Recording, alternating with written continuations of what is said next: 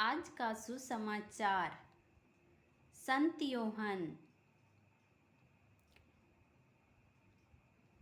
अध्याय 11 पद संख्या 45 से 57। जो यहूदी मरियम से मिलने आए थे और जिन्होंने ईसा का यह चमत्कार देखा, उनमें से बहुतों ने उनमें विश्वास किया, परंतु उनमें से कुछ लोगों ने फरीसियों के पास जाकर बताया कि ईसा ने क्या किया था। तब महायाजकों और फरीसियों ने महासभा बुलाकर कहा, हम क्या करें? वह मनुष्य बहुत से चमत्कार दिखा रहा है। यदि हम उसे ऐसा करते रहने देंगे तो सभी उनमें विश्वास करेंगे और रोमन लोग आकर हमारा मंदिर और हमारा राष्ट्र नष्ट कर देंगे। उनमें से एक ने, जिनका नाम कैफस था और जो उस वर्ष प्रधान याजक था, उसने कहा, आप लोगों की बुद्धि कहाँ है?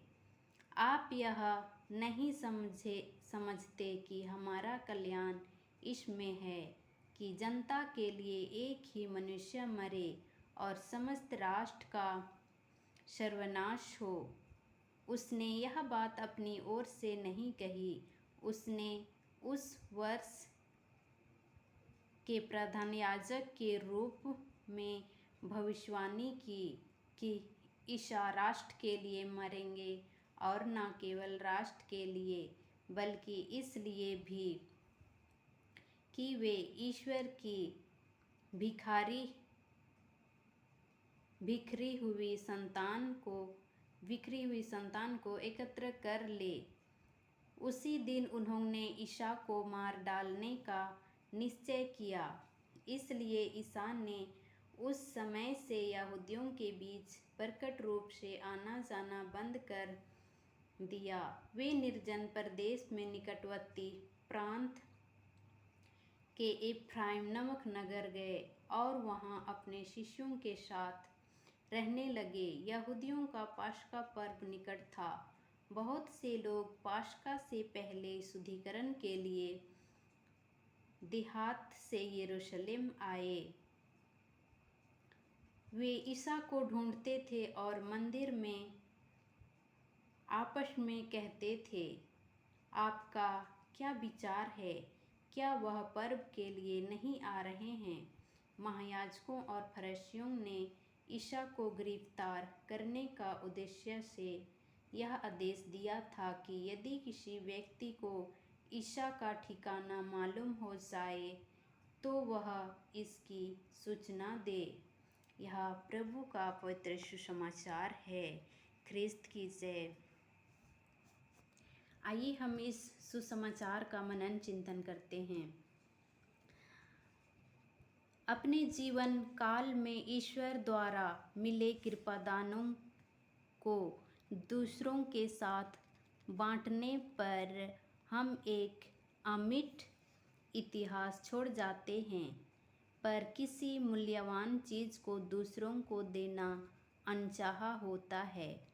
यूँ तो हम हमारी लोलुपता में दूसरों को देते हैं, पर कभी कभी हमारी अनचाही चीज़ों को भी हम दूसरों को देते हैं ताकि हमारे पास और अधिक हो सके।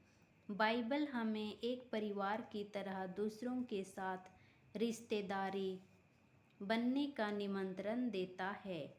नबी इज़ेकियल ने राजनैतिक, सामाजिक और आध्यात्मिक रूप से जोड़ने का प्रयास किया था। ठीक उसी प्रकार यीशु ने भी उस समय की राजनैतिक, धर्म और सामाजिक रीति रिवाजों में भाग लिया।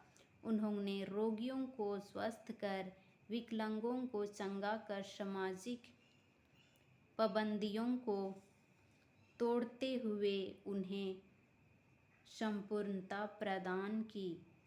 उनके इस समानता और स्वतंत्रता की विचारधारा ने लोगों की नींव हिला कर रख दी थी। वे अछूतों के साथ उठना बैठना, कर सामाजिक दर्जा को मिटा रहे थे। संपूर्ण रूप से देखा जाए तो अपने मिशन कार्य की मूर्ति के लिए वे अपना सब कुछ यहाँ तक किए, अपना जीवन भी दांव पर लगा चुके थे, पर निस्वार्थ रूप से अपने को दूसरों के लिए न्यौछावर कर वे ईश्वर की महिमा तक पहुँचे और सबों को अपनी ओर आकर्षित किया। मनन करें कि दूसरों के साथ साझा करने में हम आनाकानी तो नहीं करते। इस मनन चिंतन को हम अपने हृदय में छाप ले कि हमें बाइबल क्या बताती है, परमेश्वर का वचन हमें क्या कहता है। इस वचन को दोबारा से पढ़ें, मनन करें और अपने जीवन में अप्लाई करें। आमीन। प्रभु आप लोगों के साथ हो। धन्यवाद।